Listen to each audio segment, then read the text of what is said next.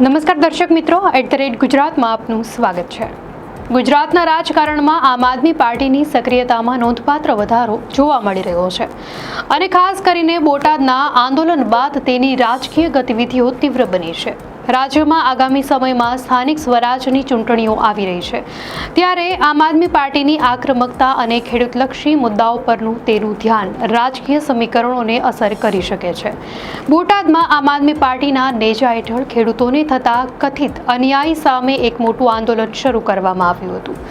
બોટાદના હળદર ખાતે ખેડૂત નેતા રાજુ કરપડાની સભા બાદ પરિસ્થિતિ ભણસી હતી। આ પ્રદર્શન દરમિયાન પોલીસ અને ખેડૂતો વચ્ચે ઘર્ષણ થયું હતું। ભીડને વિખેરવા માટે પોલીસે ટીયર ગેસના સેલ છોડ્યા હતા અને લાઠીચાર્જ પણ કરવાની ફરજ પડી હતી। આ ઘટના અંગે આમ આદમી પાર્ટીના નેતાઓએ જણાવ્યું હતું, ખેડૂતોને ભાજપના એપીએમસીના માણસો દ્વારા લૂંટવામાં આવી રહ્યા હતા અને ખેડૂતોનો રોષ ભાજપ સરકાર વિરુદ્ધનો છે। તેમણે શાંતિપૂર્ણ પ્રદર્શનમાં ભાજપના લોકો દ્વારા પથ્થરબાજી કરાયા બાદ પોલીસે અત્યાચાર કર્યો હોવાનો ગંભીર આરોપ મૂક્યો હતો। તો બીજી તરફ રાજ્ય સરકારના પ્રવક્તા મંત્રીએ આ ઘટનાને રાજકીય લાભ લેવાના પ્રયાસ તરીકે ગણાવી હતી। તેમણે સ્પષ્ટતા કરી હતી કે કપાસની ખરીદીને લઈ પહેલા જ સૂચના આપી દેવાઈ હતી।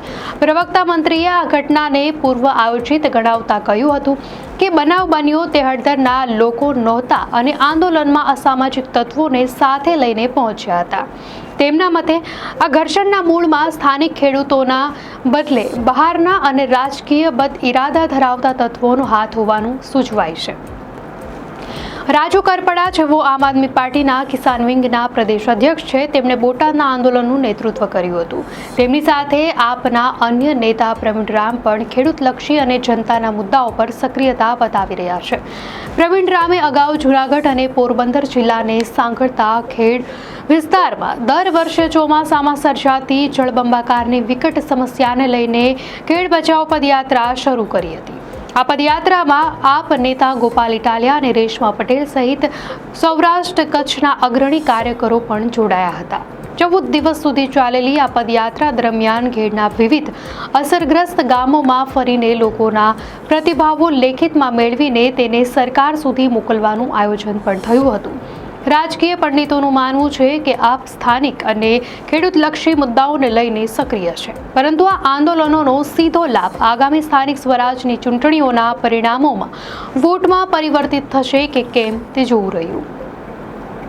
બોટાદમાં થયેલા વિવાદ પાછળ મૂળભૂત રીતે ખેડૂતોનો પ્રશ્ન હોવા છતાં આમ આદમી પાર્ટીના એક ધારાસભ્યે વિસાવદરની ચૂંટણી બાદ રાજીનામું આપી દીધું હતું, જે આપની આંતરિક વિવાદ તરફ પણ ઇશારો કરે છે।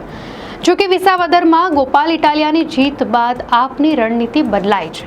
આગામી સ્થાનિક સ્વરાજની ચૂંટણીમાં સૌરાષ્ટ્રમાં આપના રાજકીય પ્રવેશ માટે ખેડૂતોના મુદ્દા એક મોટું પરિબળ બની શકે છે। આથી ખેડૂતોના મુદ્દાઓને લઈને આપને વ્યાપક જન સમર્થન મેળવવાની શક્યતા રહેલી છે। તો એક રાજકીય વિશ્લેષકનું કહેવું છે કે બોટાદના યાર્ડમાં જે પ્રશ્ન છે તે સૌરાષ્ટ્રના અન્ય વિસ્તારના ખેડૂતો પણ અનુભવી રહ્યા છે। આમ આદમી પાર્ટીએ સૌરાષ્ટ્રમાં જે વિસ્તારમાં લોકોમાં સંતોષ હોય અને ખેડૂતોને સમસ્યા હોય તેવી બેઠકો પર ધ્યાન કેન્દ્રિત કરવાનું વલણ અપનાવ્યું હોય તેમ જણાય છે। આનાથી આગામી સમયમાં સૌરાષ્ટ્રની અલગ અલગ બેઠકો ઉપર અસર જોવા મળી શકે છે। ગુજરાતનો ગ્રામ્ય તેમજ અર્ધ શહેરી વિસ્તાર હાલ પણ ખેડૂતો પર નિર્ભર છે। આવનારી ચૂંટણીઓમાં મહાનગરપાલિકાને બાદ કરતા ખેડૂતો એક અસરકારક પરિબળ છે। તો બીજી તરફ કોંગ્રેસની નબળી સ્થિતિનો લાભ આમ આદમી પાર્ટી લેવા તત્પર છે।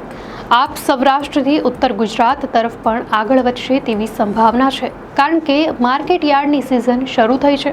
ખેડૂતોના ટેકાના ભાવ, બજારના ભાવ સાથે અતિવૃષ્ટિને કારણે થયેલ નુકસાન જેવા પ્રશ્નો ઊભા થશે।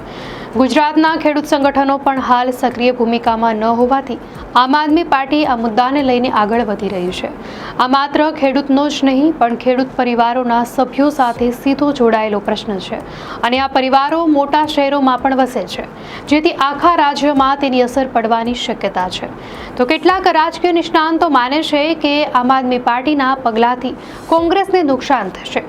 શાસન વિરોધી મત કોંગ્રેસ અને આપ વચ્ચે વહેંચાશે અને કોંગ્રેસ આવા મુદ્દાઓને લઈને નિષ્ક્રિય હોવાથી તેને સમર્થન પણ મળતું નથી। જો કે અન્ય એક મંતવ્ય મુજબ બોટાદની ઘટના માત્ર એક બહાનો છે અને હિંસાત્મક પ્રવૃત્તિઓ ગુજરાત જેવા રાજ્ય માટે યોગ્ય નથી. આંદોલનોમાં રાજકીય નેતાઓનો હસ્તક્ષેપ મહત્વનો બની જતો હોય છે, જેના કારણે મૂળ મુદ્દો ભૂલાઈ જવાની સંભાવના રહે છે. એફઆઈઆર થવાથી મુદ્દો સાઇડલાઇન થશે અને ખેડૂતો ત્યાંના ત્યાં જ રહી જશે. તો કેટલાક નિષ્ણાંતો માને છે કે ભાજપના વોટર વફાદાર છે અને આમ આદમી પાર્ટીને આ ઘટના બાદ કોઈ મોટો ફાયદો થવાનો નથી. ઉલટાનું કોંગ્રેસના વોટ વહેંચે તો ફાયદો આડકતરી રીતે ભાજપને જઈ શકે છે. તેમનું કહેવું છે કે જ્યાં સુધી લોકો હડતાળ કે આંદોલન ન કરે ત્યાં સુધી તેમને કોઈ સાંભળતું નથી, જે એક બેદરકાર વહીવટી તંત્રની નિશાની છે. વળી કેટલાક લોકો માને છે કે આમ આદમી પાર્ટી ખેડૂતોના મુદ્દાઓ ઉઠાવી રહી છે, તે સરાહનીય છે. પણ આ ઘટનાથી ભાજપને કોઈ રાજકીય નુકસાન નહીં જાય, સાથે જ કોંગ્રેસને કોઈ ફાયદો થવાનો નથી. ઇકોઝોન આંદોલન તેમજ ખેડ બચાવો પદયાત્રાનો લાભ માત્ર કેટલાક પોકેટ વિસ્તારમાં થઈ શકે, પણ સમગ્ર ગુજરાતમાં તેનો લાભ થવાની સંભાવના ઓછી છે. અંતે રાજકીય નિષ્ણાંતોનું ફોકસ સ્થાનિક સ્વરાજની ચૂંટણીઓ પર છે. તેના આધારે ખ્યાલ આવશે કે આમ આદમી પાર્ટી 2027ની વિધાનસભાની ચૂંટણીઓમાં કેવું પ્રદર્શન કરશે અને તેમને આ મુદ્દાને લઈને કેટલો ફાયદો થશે. હાલમાં કોંગ્રેસ તદ્દન સુષુપ્ત અવસ્થામાં છે અને કોંગ્રેસનું વર્તન આખી ઘટનામાં કોઈ લાગતું વળગતું નથી તેવું છે. જેવા મુદ્દા છે જે કોંગ્રેસ ખરેખર છોડી રહી છે અને જેનો લાભ આપ લેવા તૈયાર છે. દર્શક મિત્રો, આ અંગે આપની શું પ્રતિક્રિયા છે અમને કોમેન્ટમાં ચોક્કસથી જણાવશો. અને જો આપને આ માહિતી સારી લાગી હોય તો વિડીયોને લાઇક કરો અને ચેનલને સબસ્ક્રાઇબ કરો.